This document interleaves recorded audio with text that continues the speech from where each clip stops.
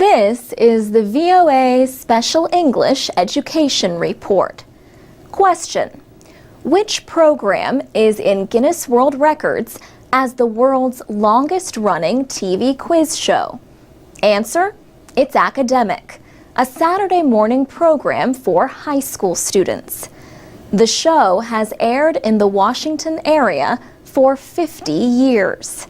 Secretary of State Hillary Clinton competed on it when she was a teenager. Teams from local schools answer questions on subjects like history, literature, math, science, religion, politics, and sports. Susan Altman is the producer of It's Academic. She says, "It's a great age group to work with. They're fun, they're enthusiastic, they say funny things without even meaning to half the time." Ms. Altman's mother, Sophie, was a TV producer in the 1950s. She started It's Academic after local school officials asked her to create a program that showed outstanding students. Susan Altman says, "At that time, 1961, the United States was going through a lot of upheaval with school integration, and they wanted things to help out, to make the schools look good, and to show that integration could work and work well. So this is what she came up with." The show's host, Mac McGarry, says, "When we first started, the young people from various countries were not evident so much. Now, each program presents young people from all over the world, at least descendants from people all over the world." Mac McGarry is 84 and has hosted It's Academic since the beginning. He says, "Every time I look up, I see people who are just 17 years old, and somehow I think, well, I must not be growing older at all." Their enthusiasm is contagious, no question about it. More than 20,000 students have appeared on the show. Mac McGarry has asked more than 200,000 questions and gotten more than a few funny answers. We had a question one time: who defeated Napoleon at Waterloo? And the young fellow answered Duke Ellington. Another time, we had a question of who, along with Frederick Engels, wrote the Communist Manifesto? Groucho Marx. The correct answers, of course, are the Duke of Wellington and Karl Marx. Rockville High School in Maryland has won the championship on the show several times. Kelly Reeder led the team last year. "My friends who are on It's Academic think it's cool that I'm the captain of the A team, but my friends who are not on It's Academic think it's kind of funny." You can find a link to a video about It's Academic at voaspecialenglish.com. For VOA Special English, I'm Alex Villarreal. From VOA Learning English, welcome to the Education Report in Special English. Millions of students have been taught a formula that has nothing to do with chemistry or mathematics. The formula is for writing a 5-paragraph essay. First, write an introductory paragraph to state the argument. Then, add 3 paragraphs of evidence. Finally, write a conclusion. Linda Bergman is director of the Writing Lab at Purdue University in Indiana. Her job is to help students, including international students, improve their writing. Professor Bergman has worked with many students who learned this traditional 5-paragraph formula. She says international students sometimes have difficulty with this formula if they learned a different writing structure. But just knowing how to write a 5-paragraph essay is not going to be enough for a college student who has to write a longer academic paper. As Professor Bergman notes, the formula is too simple to deal with subjects that require deeper thought and investigation. Karen Goshik works for the Institute for Writing and Rhetoric at Dartmouth College in New Hampshire.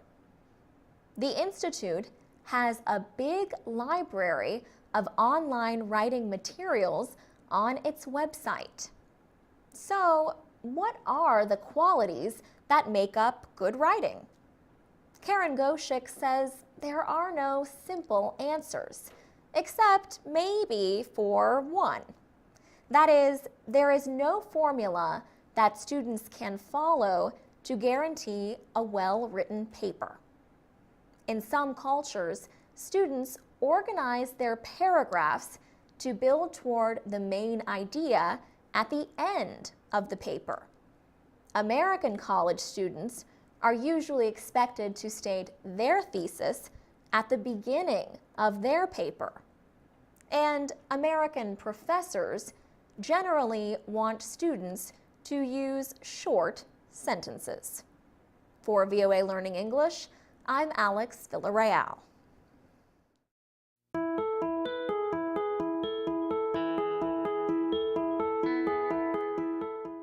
From VOA Learning English, this is the Education Report. Reaction appears mixed to a recent United States Supreme Court decision on affirmative action in university admissions.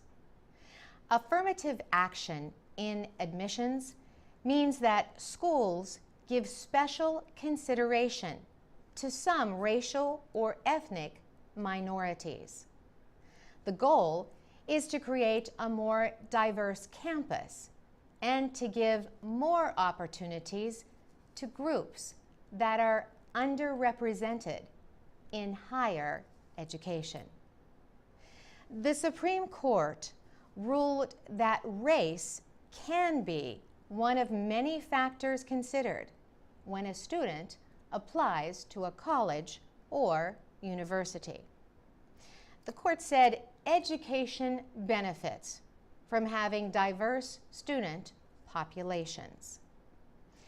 Some legal experts thought the justices would strike down a 2003 Supreme Court ruling. That ruling let universities use race in admissions decisions, but as just one factor among others. In the new decision, the justices did not deal with the question of affirmative action itself.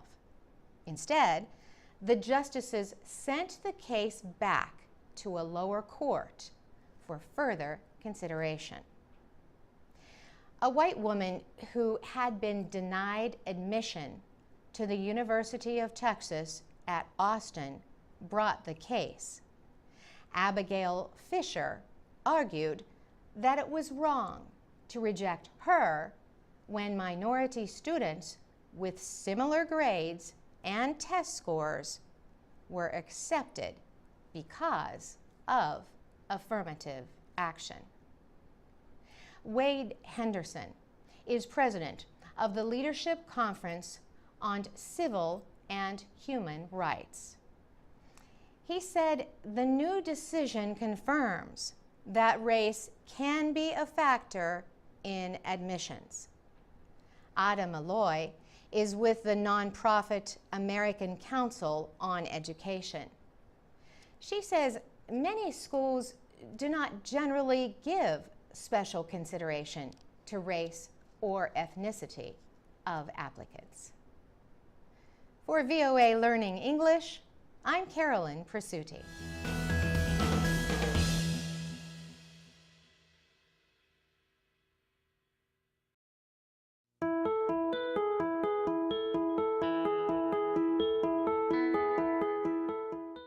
From VOA Learning English, this is the Education Report. Security risks are said to be widespread in the southern Afghan province of Kandahar. Yet, the number of women working in Kandahar has risen during the past year. The provincial government employs more than 1,150 women, most of them as teachers. That is up from about 900 female teachers last year. Kandahar is the former power base of the Taliban and its leader, Mullah Muhammad Omar. The Taliban ruled Kandahar from 1994 to 2002. During that period, women were banned from working outside the home. Most girls could not attend school. This year, 500 girls will complete high school. Mohammed Awaz Nazari is an education official in the province. He said Kandahar has about 47,000 female students, and the numbers are rising. He described an increasing demand for jobs among both educated and uneducated women. In addition to government jobs, women are working for private businesses. Mariam Durrani operates a local radio station.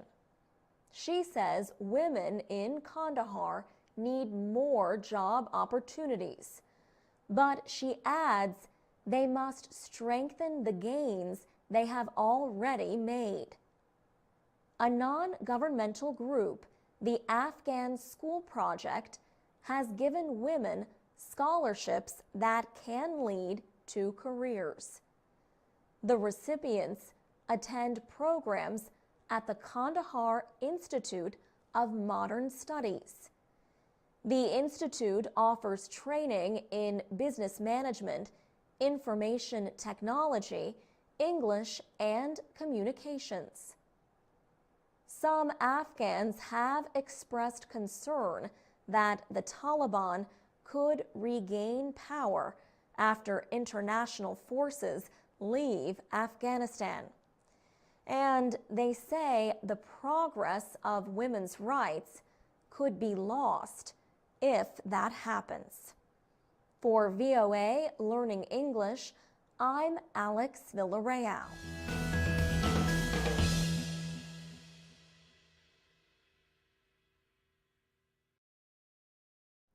From VOA Learning English, this is the Education Report in Special English. The Afghan Youth Orchestra performed in the United States in February. 48 young musicians traveled from Kabul to play at some of the most famous American music halls. They performed at the Kennedy Center in Washington and Carnegie Hall in New York City. The last stop was Boston, Massachusetts, where they performed at the New England Conservatory of Music. The musicians perform versions of Western classical compositions and also traditional Afghan music. Violins and trumpets played along with the rubab and a sitar in a performance of Bolero by Maurice Ravel. The State Department and the United States Embassy in Kabul funded most of the trip. Secretary of State John Kerry called the young musicians ambassadors of peace. Afghanistan's former Taliban rulers banned music when they took power in 1996. Also, under the Taliban, girls were not permitted to be educated after the age of 8. Today, music is studied and played freely in Afghanistan. The musicians in the orchestra are male and female, and between the ages of 10 and 22. Most are orphans or were homeless. Ahmad Sarmast started the orchestra. A few years ago, he founded the Afghanistan National Institute of Music in Kabul. The youth orchestra developed from that school. Ahmad Sarmast says he is very pleased with the accomplishments in such a short time. He says the idea of the trip was to change the way people view Afghanistan. The children, he says, are ambassadors of Afghan culture whose efforts reflect the changes in their country in the last 10 years. For VOA Learning English, I'm Carolyn Presutti.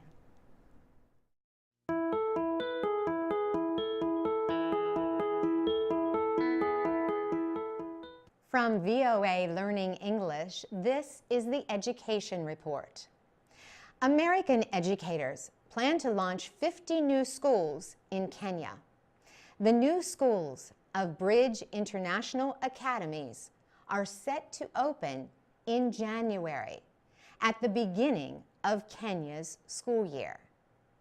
The goal of the private group is to educate children of families who make $2 a day or less. They opened their first school in Kenya in 2009. Since then, the number of schools has increased to 200. Bridge officials Shannon May, Jay Kimmelman, and Phil Fry say they want to educate 10 million children around the world. On the Bridge International Academy's website, the three friends say their effort began with a question.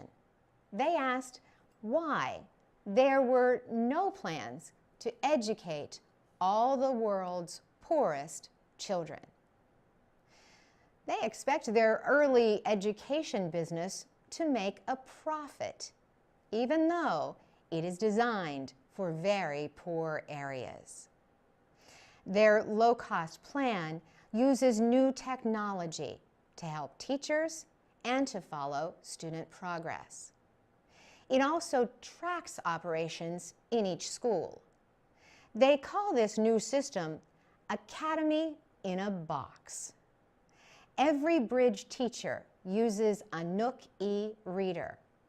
The electronic reader provides teachers with daily lessons. The school provides students with books that match the electronic lessons. The lessons have been developed by trained educators for all Bridge International Academy's classes. The lessons are designed to meet the requirements of Kenya's National Education Plan.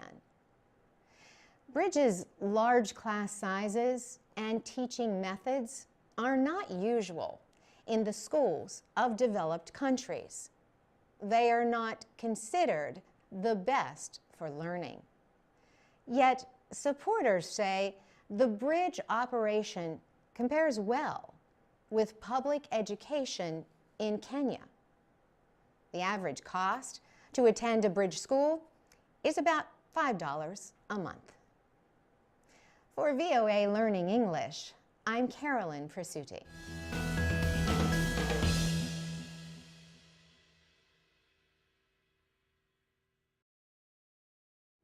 This is the VOA Special English Education Report. Current and former students from Berklee College of Music in Boston recently returned to the United States after 3 weeks in Kenya. They were part of a cultural exchange program aiming to influence lives through music. They taught music, performed and donated instruments to a Kenyan community center. They also learned about traditional Kenyan music. Music is an important part of life in Kenya. Sam Lutomia works for the Berklee College of Music, but he was born and spent his early years in Kenya. He helped to create a group called Global Youth Groove. Its goal is to bring Western music to young Kenyans and get them to consider music as a career. Mr. Lutomia says he started talking with Berklee students and teachers, and they all liked the idea. Then they started collecting musical instruments. 13 Americans made the trip to Kenya in July. They included 4 high school students from the Boston area. The first stop was Nairobi. There, they got a chance to meet with local musicians and listen to them play. Project coordinator Aaron Culverson says the American group presented a gift during a visit to Kakamega in western Kenya. The gift included about 20 instruments, some recorders, and an entire drum kit. The Americans also gave out laptop computers and recording software. Many Kenyans attended the activities offered by the group. One Berklee student, David Chapman, said for some of the Kenyans, it was the first time to see and touch such instruments. Aaron Culverson says music can give someone a sense of power. When you put music in front of children, he says, it seems that their minds open up. Music gives them a chance to express themselves through songs and writing the songs. The Americans also performed at a national music festival. During the trip, Aaron Culverson says they met with local musicians and listened to them play. They also learned about traditional Kenyan instruments, dances, and songs. Trip organizer Sam Lutomia says he is happy with the levels of energy the exchange program has produced. He hopes the trip will take place every year and expand to neighboring countries. For VOA Special English, I'm Alex Villarreal. You can learn English and stay informed every day from your computer or mobile device at voaspecialenglish.com. You can also find us on Facebook, Twitter, and iTunes at VOA Learning English. This is the VOA Special English Education Report. Stephen Weinberger is the Director of Linguistics in the English Department at George Mason University in Fairfax, Virginia. Students in his beginning phonetics class are mostly interested in teaching English as a second language. They wanted to study how non-native speakers pronounce different sounds. So we sent the students out to record non-native speakers, and we compared those speakers to each other and to native speakers of English. Professor Weinberger wrote a 69-word paragraph for all of the speakers to read. The paragraph uses common words but contains almost all of the sounds used in English. Here it is. Please call Stella. ask her to bring these things with her from the store: 6 spoons of fresh snow peas, 5 thick slabs of blue cheese, and maybe a snack for her brother Bob. We also need a small plastic snake and a big toy frog for the kids. She can scoop these things into 3 red bags, and we will go meet her Wednesday at the train station. In 1999, Professor Weinberger put the recordings online. The Speech Accent Archive is for anyone who wants to compare and analyze the accents of different English speakers. Some people think the archive would be better if it included natural speech, people talking freely, not just reading the same words. Professor Weinberger recognizes the strengths and weaknesses of his site. The biggest plus, of course, is that it is so uniform that you can immediately compare a Kiswahili speaker to a native English speaker. But the downside is that a less than skilled reader will have difficulties with the paragraph that might not demonstrate their true phonetic abilities. People often use sounds from their first language until they can reproduce the ones used in the language they are learning. Professor Weinberger says the site gets 1 million visits a month. We get notices from speech pathologists, from computational engineers who do speech processing, from PhD students who want to do research on bias and accent judgments, from actors who need to learn a special part.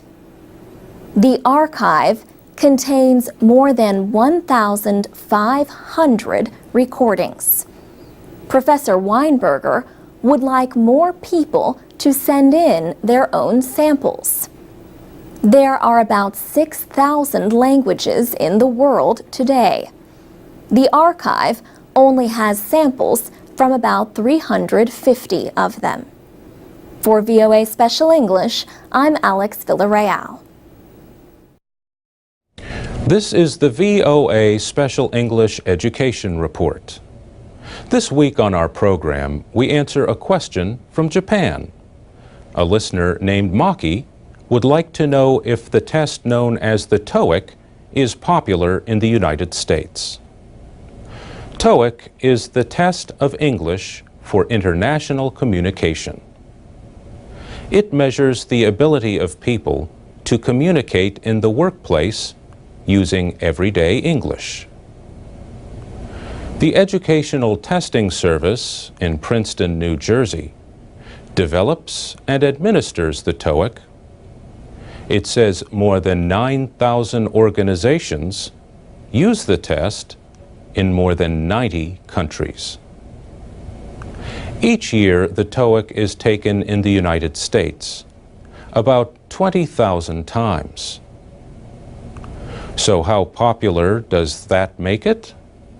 Well, consider that last year the test was given more than 5 million times worldwide. Non-native English speakers take the test to demonstrate their English skills when seeking a new job or a promotion. Some organizations use the TOEIC to measure progress in English training programs and as a placement test. The cost of the test is set locally in each country. The TOEIC is really 2 tests. People can take one or both of them. One is a paper and pencil test. It measures listening and reading skills. The other test is given on a computer. It measures speaking and writing skills. 11 questions on the computer test require speaking. For example, the test taker is asked to read out loud or describe a picture. 8 other questions require written answers, including an opinion essay.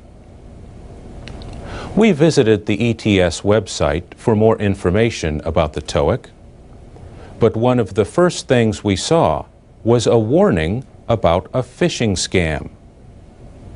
A phishing scam is a kind of crime that uses email to trick people into providing financial or other personal information.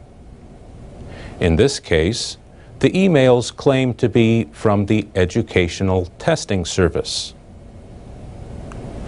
Spokeswoman Christine Bettinelli advises people taking the TOEIC to be suspicious of any emails claiming to be from ETS. They should be especially suspicious of messages that ask for information that they have already provided for the test. The spokeswoman says if you get an email you are not sure about, forward it or send a separate message to contactets@ets.org. And that's the VOA Special English Education Report. You can learn more about English language tests from our Foreign Student Series at voaspecialenglish.com.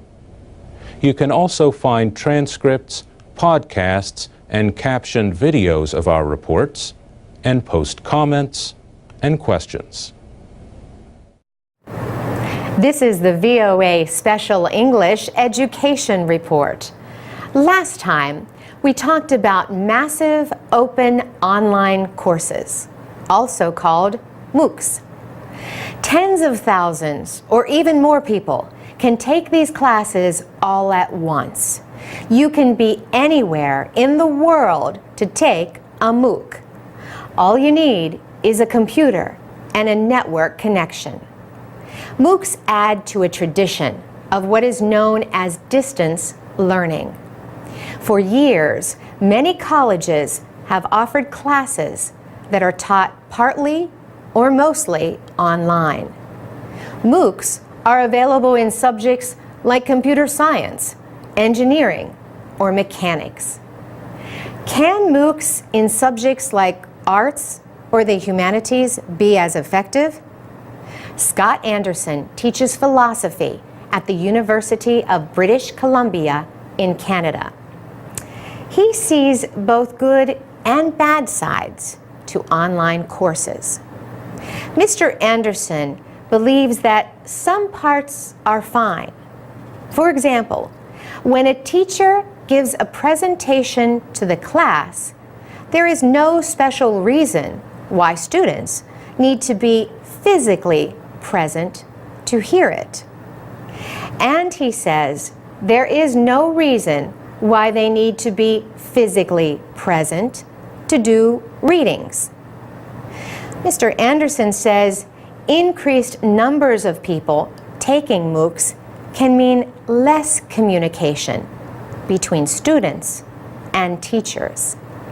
He says 2 ways to deal with this are by adding more teachers and graders and setting up online discussion groups. Lisa Jadwin teaches English and American literature and writing at St. John Fisher College in New York. She says online education has some weaknesses for her subjects. She says the teaching of literature requires face-to-face interaction. Professor Jadwin says some students could learn well from presentations and reading assignments, blogs, and discussion groups. But she believes that hybrid courses work best. She describes hybrids as mixing face-to-face course elements with computer-aided teaching and writing projects. Bill Pogue teaches communications at the University of Houston downtown. He says that after leading classes for more than 30 years, he would not attempt to teach a MOOC. However, Mr. Pogue sees good value in online education. He noted a strong sense of community in an online course he once took. He says the students work together on a project while living on 4 continents. He says this would be hard to repeat in a traditional classroom or face-to-face setting. For VOA Special English, I'm Carolyn Presutti. Get more education news and learn English at voaspecialenglish.com. This is the VOA Special English Education Report. A class with tens or even hundreds of thousands of students might sound like a teacher's bad dream. But a big idea in higher education these days is the Massive Open Online Course, or MOOC. Some universities offer free non-credit MOOCs available to anyone in the world. Others charge for courses and provide credits. The idea is still developing. The Massachusetts Institute of Technology recently started its first MOOC. The school plans to offer many free non-credit courses through a project called MITx. So far, most Massive Open online courses are in computer science, technology, mechanics, and engineering. For example, students around the world are taking a free course called Building a Computer Search Engine. 2 computer scientists, Sebastian Trun and David Evans, are offering this course through Udacity.com. Mr. Evans is on leave from the University of Virginia. Mr. Trun is a Stanford research professor and a Google Fellow best known for his work on a driverless car. For 6 weeks, the students watch short videos and then take informal quizzes.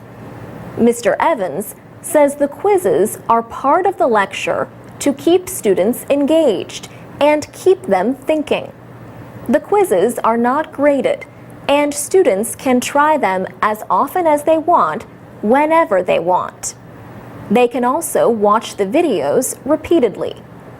Students receive homework and join online groups to exchange questions and answers about the course. The teachers hold virtual office hours to answer questions that the students have voted to send them. They also present their own questions and observations. The students take a final examination to show where they rate in the class. Everyone who finishes the course receives a grade and proof of completion.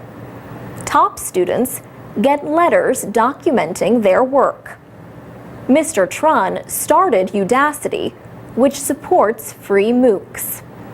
Udacity hopes to make a profit in the future by connecting possible employers with interested students.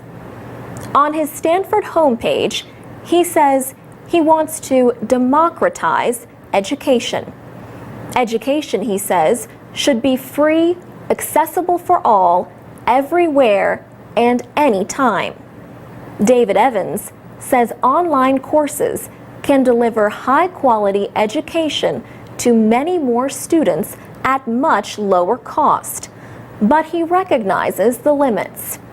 His hope, he says, is that the best traditional universities will be able to focus on the things they can do really well that can't be done better through an online university.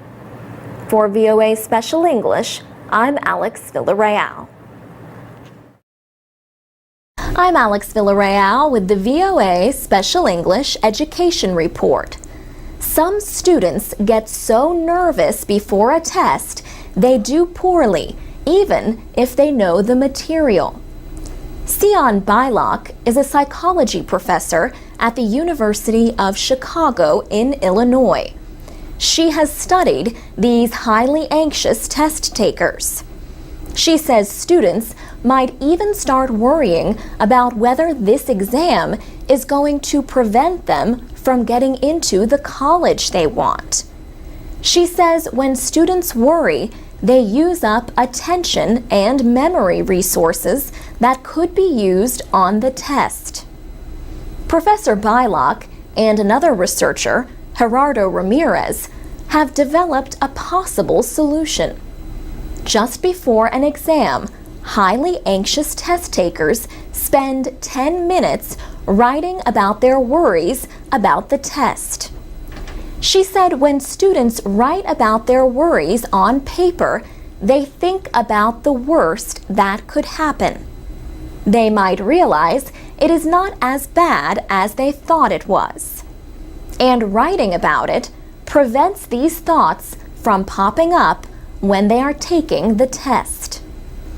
The researchers tested the idea on a group of 20 anxious college students. They gave them 2 short math tests. After the first one, they asked the students to either sit quietly or write about their feelings about the upcoming second test. The researchers added to the pressure. They told the students that those who did well on the second test would get money. They also told them that their performance would affect other students as part of a team effort.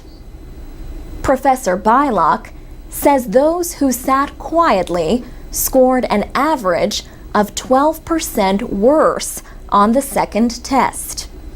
But the students who had written about their fears improved their performance by an average of 5%. Next, the researchers used younger students in a biology class. They told them before final exams either to write about their feelings or to think about things unrelated to the test. Professor Bylock says highly anxious students who did the writing got an average grade of B+, compared to a B- for those who did not. But what if students do not have a chance to write about their fears immediately before an exam or presentation? Professor Bylock says students can try it themselves at home or in the library and still improve their performance. The researchers wrote about their findings in the journal Science. For VOA Special English, I'm Alex Villarreal. Tell us how you deal with anxiety before a big event. Share your comments at voaspecialenglish.com or on Facebook and Twitter at VOA Learning English.